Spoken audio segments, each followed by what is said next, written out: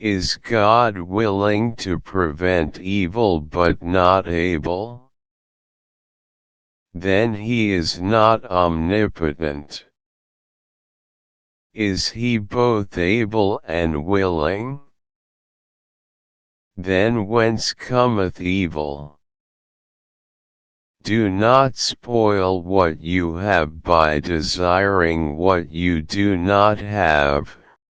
Remember that what you now have was once among the things you only hoped for.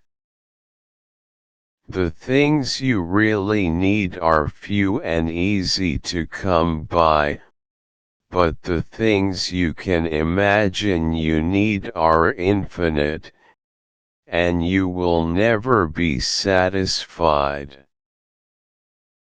He who is not satisfied with a little is satisfied with nothing.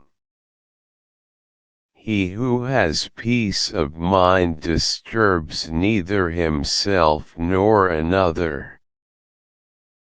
Not what we have but what we enjoy constitutes our abundance. Skillful pilots gain their reputation from storms and tempests. Happiness is man's greatest aim in life.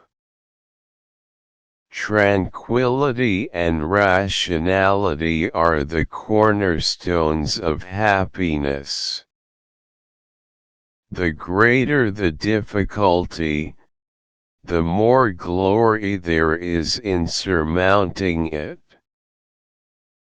To be rich is not the end, but only a change of worries.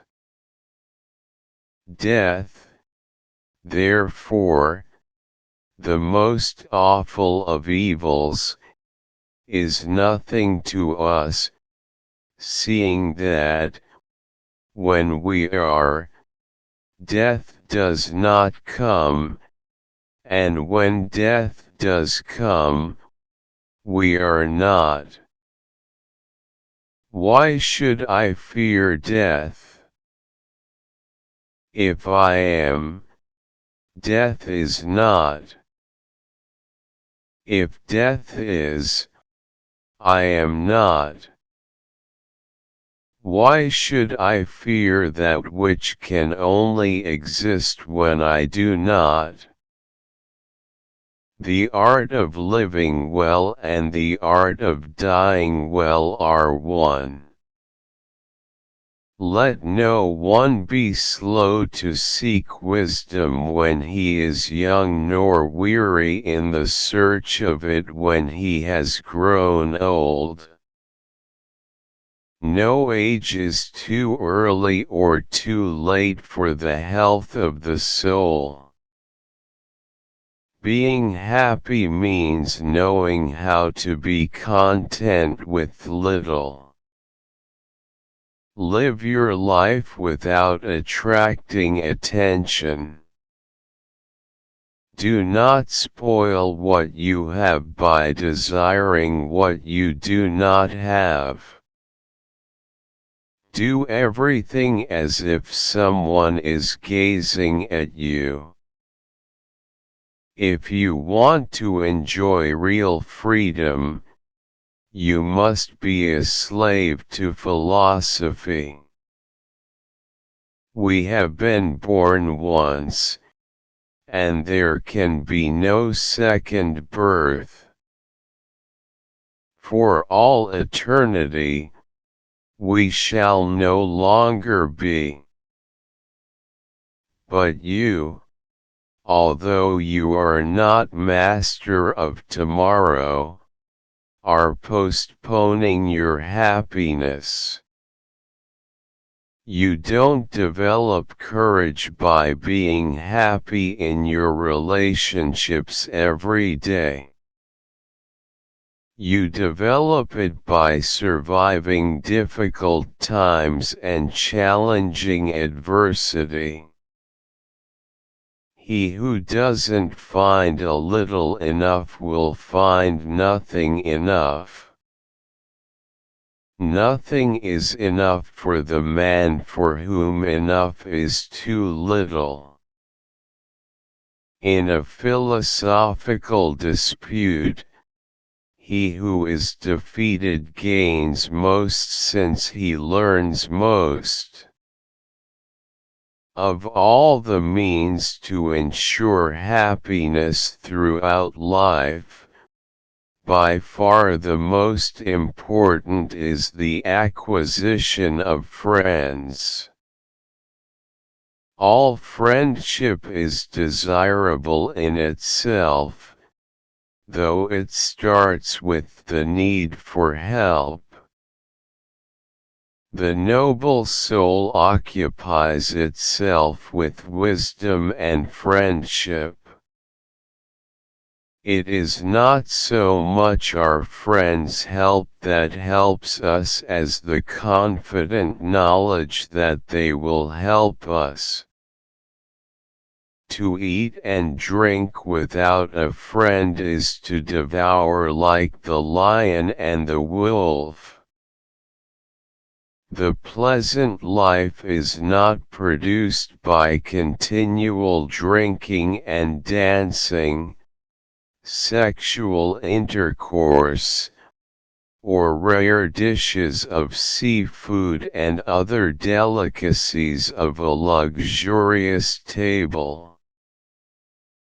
On the contrary, it is produced by sober reasoning, which examines the motives for every choice and avoidance, driving away beliefs that are the source of mental disturbances. He who needs riches least enjoys riches most. Riches do not exhilarate us so much with their possession as they torment us with their loss. The wealth required by nature is limited and easy to procure, but the wealth required by vain ideals extends to infinity. Fortune seldom troubles the wise man. Misfortune seldom intrudes upon the wise man. His greatest and highest interests are directed by reason throughout the course of life. The misfortune of the wise is better than the prosperity of the fool.